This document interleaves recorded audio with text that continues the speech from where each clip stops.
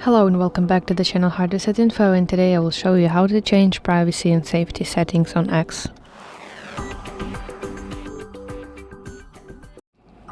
So open X on your phone and go to your profile picture in the top left corner of your screen, then scroll a little bit down to Settings and Privacy, and finally enter section Privacy and Safety. So here you can see many options that you can adjust to yourself.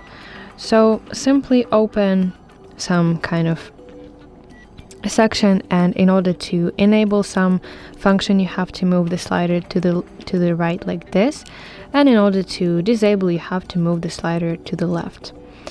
So yeah, check out those functions and you can basically customize everything from who, for example, interacts with your page on X, ending with how much freedom your feed has and what content you basically see on your feed, in your feed. So check out those and shape your own comfort zone on X application.